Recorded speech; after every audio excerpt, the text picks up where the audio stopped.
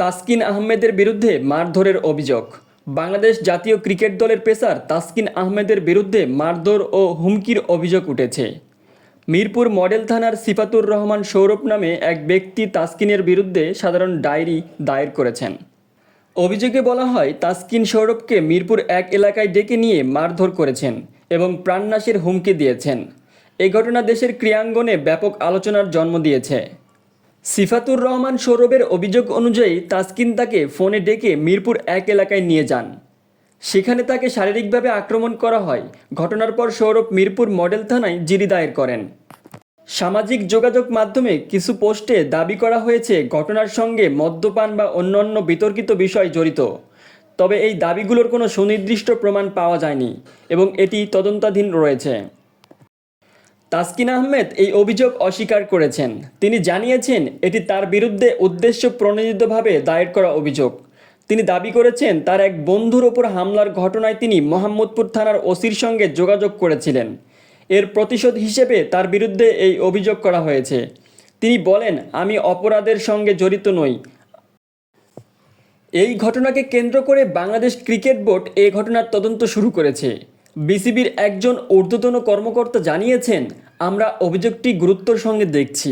তদন্তর পরেই আমরা পরবর্তী পদক্ষেপ নিব। এছাড়া মিরপুর মডেল থানার পুলিশ ঘটনা তদন্ত শুরু করেছে।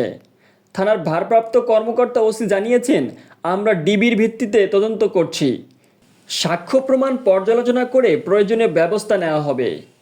এই ঘটনা নিয়ে সামাজিক যোগাযোগ মাধ্যমে মিশ্র প্রতিক্রিয়া দেখা যাচ্ছে। কেউ কেউ তাসকিনের পক্ষে কথা বললেও অনেকে তার বিরুদ্ধে হতাশা প্রকাশ করেছেন। তবে কিছু পোস্টে তাসকিনের পরিবারের সদস্যদের বক্তব্য উদ্ধৃত করা হয়েছে। এগুলো সত্যতা নিশ্চিত করা যায়নি। তাসকিন আহমেদ বাংলাদেশের অন্যতম সেরা ফাস্ট বোলার। তিনি সম্প্রতি পাকিস্তানের বিপক্ষে টি-20 সিরিজে অংশ নিয়েছেন। 2024 সালে ওয়েস্ট ইন্ডিজের বিপক্ষে মাত্র 64 রান দিয়ে 6 উইকেট বোলিং ফিগার অর্জন করেছেন, যা তার ক্যারিয়ারের সেরা। এছাড়াও বিপিএলে তিনি 4 ওভারে 19 রানে 7 উইকেট নিয়ে রেকর্ড গড়েছেন। এই ঘটনার তদন্ত এখনও চলমান।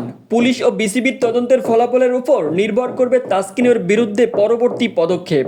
ক্রীড়াপ্রেমীরা এই ঘটনার পরিণতির দিকে তাকিয়ে রয়েছেন। সো বন্ধুরা, আপনারা কি মনে করেন, তাসকিন আহমেদ কি আসলে এই ঘটনার সঙ্গে জড়িত নাকি তাকে ফাঁসানো হচ্ছে? আপনার মতামত অবশ্যই কমেন্টস বক্সে জানাবেন। সো বন্ধুরা, এতক্ষণ আপনাদের সঙ্গে ছিলাম আরজে উজ্জ্বল হোসাইন। সো বন্ধুরা, সকল আপডেট পেতে অবশ্যই আরজে উজ্জ্বল হোসাইন অ্যান্ড দেশান্ত টেলিভিশনের সঙ্গেই থাকবেন। সো আজকের মতো এখানে শেষ করছি। দেখা হচ্ছে পরবর্তী কোনো সময়ে। আল্লাহ হাফেজ, ভালো থাকবেন।